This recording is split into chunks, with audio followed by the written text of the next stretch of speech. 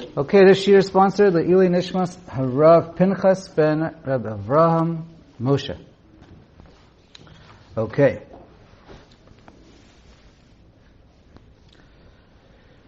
Let's read Zayin. Tav Mem Zayin Zayin. Boser is basically a grape that's unripe, and so it has a sharp flavor in it. So we're going to see, it's a whole discussion. Is it considered a davar charif or not? Right? For a davar charif we know for tarovis or extra machmer, right? Midin. So therefore, what about boser? So the Ramah considers boser not a davar charif. We're going to see that. According to the Shulchan Aruch, it can go either way.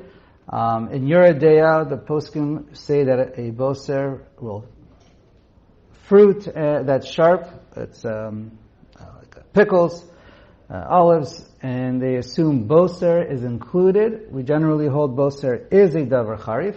The Ramah over here does not. And so let's keep reading. Either way, according to the Shulchan Aruch, it's going to be mutter. We'll explain. Boser shadachim kodim Pesach. Imdochot chamut mechumatzot. So you have a mortar where you're smashing the boser on Pesach, before Pesach. Because it's before Pesach, mutar le'achlo bePesach. You're allowed to eat it on Pesach, because the Machaber holds anything that's batel before Pesach stays batel during Pesach. And so here, we're assuming even if there would be a little bit of chametz that comes out of the mortar, the pot that you're pounding it in, it wouldn't be, it would be batel b'shishim. Okay, so that's even if he holds a davar charif. All right, it's a question if it is a davar charif or not. Okay, and here we're going to see the Mishnah Berurah, following most of the poskei Ashkenaz, are machmer. Again, this case doesn't usually come up. There would be a machmer in this normally. Except the Mishnah Berurah also points out that normally our mortars are never used for chametz. So it's really not a very relevant halacha. If you're using a mortar in your house, it's just for par of spices. So let's just keep going. Haga.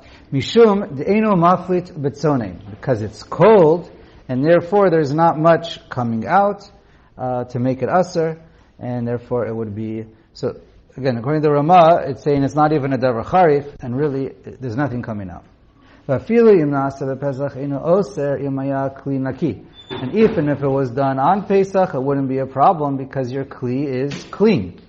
Right? It's according to the Ramah L'shita, so that it's not a davar charif. Aval im chatacho b'sakin shel chametz tocha Pesach yesh lahachmir d'stam sakin eno naki v'yesh lachosh l'chametz hadavuk alav. So the Ramah says, but if you just took out a chametz knife from the drawer, and you used it to cut on Pesach, it would be a problem.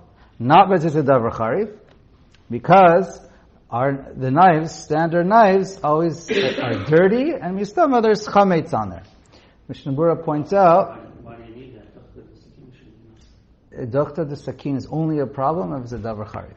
Otherwise, it doesn't make a difference. So a knife with cold fruit that's not davar charif is not an issue. Unless you're worried, like the Ramah's worried, that the knife is going to have mamish chametz on it. Now, the Mishnah Berurah follows the Magen Avraham, who says that that's only talking about knives that are used by goyim with chametz. But according to the Mishnah Berurah, if you are going to cut your fruit on Pesach, and by accident you took a knife from the drawer that's used for Pesach, that's used for chametz all year long, use your challah knife, and you cut your fruit on Pesach by mistake, he says it's mutter, because our knives and our drawers are always clean. And you don't have to worry about it. You can obviously look at it, but if it looks clean, you don't have to worry, and you can eat it even on Pesach. Okay. Let's keep going. Haga. Haval. Im nit'arev oto davar b'tavshil. Now, this item that we're saying according to the Ramah that's aser, because maybe there is some chametz on it. If it gets mixed, again, we mentioned this yesterday, this is one mixture, now this one mixture that we're machmer for gets mixed with another mixture. So then, ein lachosh lahachmer v'le'asor misafik. Then the second mixture is 100% mutter, ken nir eli, and you're allowed to eat it lechatchila on Pesach. Because it's just even a chashash. The first mixture is a chashash, and the second mixture is just another mixture, and therefore it's mutter. Okay. Chet. Zaytim. Zaytim, we're assuming if, in general, they're a davar charif, unless they became much more weak, like they're soaked in water. But regular zaytim, that were either fresh or they were pickled, and they're still in their pickle juice, so they're still in their prime, they're still davar charif. Zaytim shenizharu lechodcham besakin chadasha. So you have to use a clean knife, and one that's kosher, not a knife that's used for chametz. So therefore it's not a problem, right? Or it's a brand new knife, so there's no issue of duchta de sakina with a davar charif. Afilu lo nizharu lechov sham b'kedera chadasha. Now, let's say you soak them in water, in a bowl that you use for chametz. That's okay? Im eina bat yom. So he's saying, lechatchila, it's 100% muteret lakuli alma. Okay? According to all opinions, if you soaked it, so according to the Shulchan Aruch, this is if you soaked it even on Pesach itself. According to the Mishnah Berurah, he says, according to the Ashkenazim, who are machmer for chozer veneer, and they're machmer for tam lifgam, we're about to see. So then, he's machmer, it's only mutter if it's done before Pesach. But on Pesach, he's strict to say not to use it. So the case is, you let a bowl sit in water of chametz, and therefore, even if it was there for 24 hours, it's also not a problem. Because the water makes it very weak. If you're soaking it in the brine, or something that's powerful, so then it has a din of maliach keroteach, and you're soaking it for 24 hours, it will take out ta'am from the pot. So then it could be a problem. According to the Shulchan Aruch, it's not such a problem if it's an Eino ben Yomo, but especially before Pesach. But, okay. And his case is with water, not with brine. Okay. Let's go on. Tet. Okay. Yavesh v'yavesh. What happens if you have two solid pieces? So we learned that anything, according to the Shulchan Aruch, anything that's batal before Pesach, not a problem. Anything, and it's not chozer v'neir. According to the Ramah, we learned if it's lach v'lach, or powder with powder, it's also not chozer v'neir. But if it's lach with yavesh, or yavesh b'yavesh, those are also, he is machmer for chozer v'neir. So what's the case? Here it's yavesh b'yavesh. According to the Shulchan Aruch, it would be a problem only if it's on Pesach, and according to the Ramah, it would be a problem even before Pesach. So again, yavesh b'yavesh. You have slices of bread that are mixed together. Mishnah Berurah points out if it would be whole, normal size rolls of bread, it would even be a problem of davar shebeminyan. That's afilu be'elef la batil. So really keeping it simple, yavesh b'yavesh, you have pieces of bread. And they get mixed together. 1 and 2. What? Chametz matzah, so you can't. Chametz and matzah. Thank you. Chametz matzahs with Pesach, different matzahs. Right. Very good. So they're all matzahs, but one of them are mixed in. Well, that's even less of a problem. It's just a mixture. But okay. Let's say, fine. Yavesh b'yavesh. We'll keep it pure. Al fal gav de bishar isurim. Normally, what do we say? Chad bitrei batil. 2 to 1, it's batal. Normally you have solid pieces, you go after rove, and 2 to 1, they're all mutter. Normally we say you just pull out one of them, one random of the 3. Again, it's all machlokas rishonim, but generally we say you pick out one of the 3 and we just assume or pretend that's the one that's the Isser one. But anyway, okay, so let's go on. Chametz b'matzah. You mix chametz and matzah. somehow they look exactly the same. Whatever, you let your matzah rise, but you baked it and it all looks the same. Afilu be'elef la batil. Even if it's 1 to 1,000, it's not batil. So that's obviously, according to the Shulchan Aruch, we're talking about this happens during Pesach. Because if it happened before Pesach, it would be okay. V'yesh omrim l'chametz shav v'lashar yisurim b'zeh. And some are makel by this, and okay, but we paskin like the first opinion. And of course the Ramah Machmer, based on Chozer Vener. Okay? And the Mishnah Berurah points out we're talking about real chametz. If it's just a piece of chametz that got a little taste, a piece of matzah that just got a little flavor of chametz, then it would be batel and stay batel, if it was before. Or at least you could be at some machlokas, and certainly behefsid meruba one could be mekel. Okay, what's a machlokas, and certainly behefsid meruba one could be mekel. Okay, so anyways, that's the normal case of 2 to 1 with a davar yavesh. Yud. Notein tam nifgam mutter gam bePesach. Now, the Shulchan Aruch holds, if you have a tam nifgam, you have an item, either you have a kli that's more than 24 hours old, or you actually have some food, but it's spoiled, and it's putrid, it tastes bad, you don't really want that in your food, but it got added to your food, and it's still food. So it depends. It still has to be somewhat edible. If it be like a dust, or just completely putrid and not food at all, then it's for sure not a problem. If you take something that's completely unedible, and it's not considered food 1 iota, and you get mixed into your Pesach food, that's not a problem even if it was bread. We're talking about something where it makes it taste worse. So then, according to the Shulchan Aruch, if it happens on Pesach, it's even mutter. So that's why if you were to cook something in a pot on Pesach, no matter what, b'diavad, with the stam kelim einam ben yoman, and it would be mutter for Sfardim 100%. For Ashkenazim, they're more machmer. Again, we can look into this, but I believe only behefsir meruba there'd be room to, or there's nothing else to eat, then there might be room to be mekel. But normally, ta'am lifgam, we're about to read, the Ramah says, v'yesh machmirim v'chenoagim v'elu amedinos.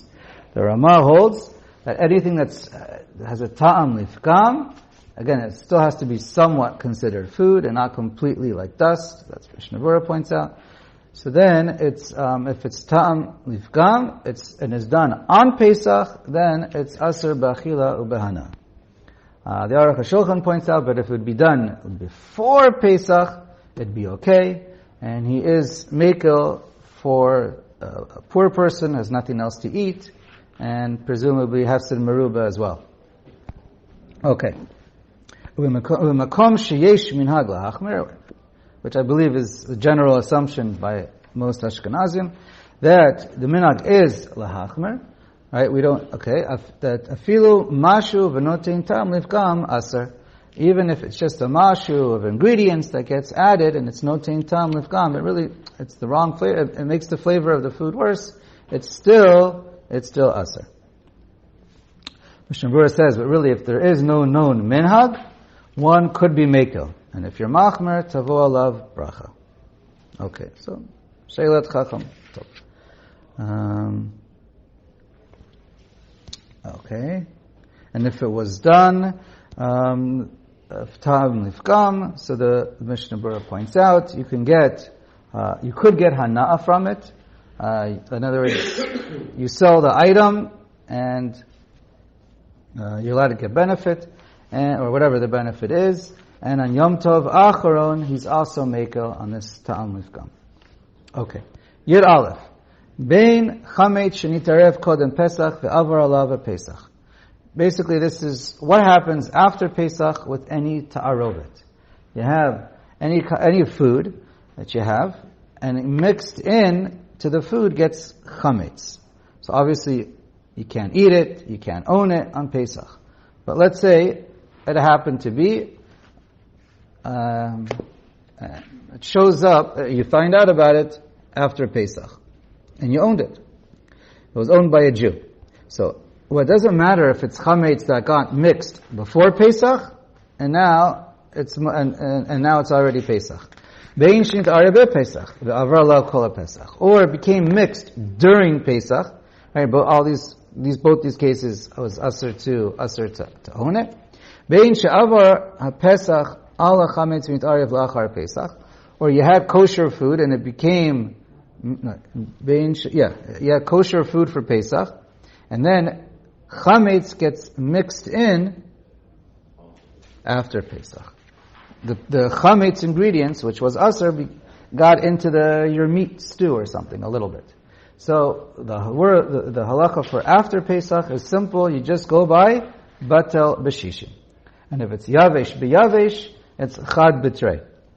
You just go after majority. Okay, and anything that the Ramah holds minhag Ashkenaz for chozer v'neor, something that became completely batel before Pesach, but we're machmer because of chozer v'neor during Pesach. After Pesach, it goes back to being a regular ta'arovet, and it becomes mutter. Okay, so all these cases, it's batel b'shishim or whatever the case is, and it's mutter 100%. You're allowed to eat it. You're allowed to get hana from it. V'chulei. Ube pachot mishishim. Now, what happens if it's a mixture and it's the minority, but it's not batel b'shishim? So then, what do? Yusagile b'shlachat hana iser liyam hamelach. So then, you're allowed to sell it. You throw away the value of the chametz, and you're allowed to enjoy the rest of it. So, the Mishnah Berurah, though, I'll just point out, it makes a qualification.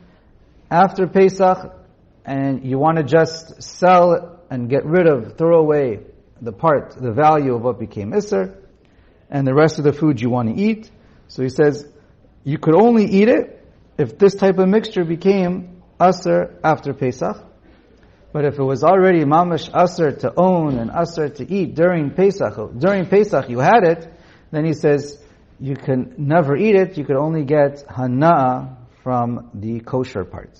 Right? If you have a piece of chametz, gets mixed in with some meat, you want to sell the whole thing, and you want to just keep the value of what the meat would be. So then, if it was aser during Pesach, then you can use the money, but you can't actually eat it. Okay. Yud bet. Chametz nuksha. Chametz nuksha, which is basically never became edible. It's chametz that never became edible. So therefore, maybe with great difficulty, it's still edible, but only through great. But it's not easily eaten. Afilu be'ene eno aser behana achar Pesach. So it's aser to even if you actually see the item after Pesach, it's mutter behana. Midaraisa, you're allowed to keep it on Pesach, and only midarabanan you have to get rid of it. So therefore, after Pesach, since midaraisa was okay to own it, after Pesach you're allowed to eat it or get benefit. Shulchan Aruch just says benefit because again it's not really edible, so it's not really applicable to eat it. It's aser, but basically it is mutter. Pidiosh chametz gamar hein v'asurin behana achar haPesach. I forgot to look that up, but okay, that's it. Whatever is chametz gamar, that's aser behana. Sorry. Haga yesh nimna'in lischok al shulchan im aklavim akrim kartin v'Pesach t'choshishim shema yipol mechametz nuksha shevem atoch macha. So I don't think we have this with our cards. When they used to play with the deck of cards, they used to be careful not to play with it at the table, because on the cards it had some kind of a chametz starch or something that was there on the cards, and some of that powder would fall off and they could actually be eating it. So it's a chashash, and therefore the minhag is one should be machmer with such an item, even if with chametz nuksha, you're allowed to own it, right? But you can't. But don't play with it in a place where you might come to eat it. All right. Let's just start. Did you get the translation? Absolutely. All right. Okay. Tav mem chet. We'll just do the first two seifim. Aleph Chametz shel eino Yehudi shavar alav Pesach mutar afilu ba'achila. Okay, so any chametz in the world that's not owned by a Jew is mutar to get benefit from it after Pesach. Even to eat it. On Pesach we can't get benefit. It's aser b'hanat, aser b'achila. You can't own it. But once it's Pesach is over, if it was hefker or owned by a non-Jew, it's 100% mutter. Nothing was done with it wrong. Bet, im eina Yehudi mevi liyisrael doron chametz b'yom achron shel Pesach. If a non-Jew brings chametz to you on Pesach, he wants to give it to you as a gift. So kosher came for during Pesach, even on Yom Acharon, even on the 8th day, which is just Derabanan and Chutz La'aretz, that's what we're talking about.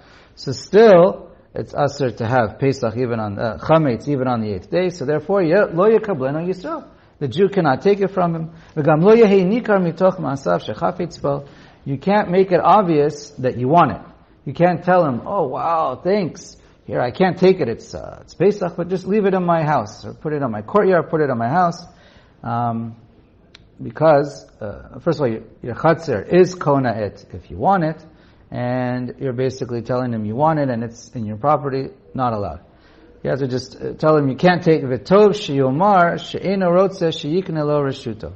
And you should actually specify that and tell him, l'chatchila, then you don't have to, but l'chatchila you should say that you don't want to acquire it, you don't want to own it, you don't even want your property to own it.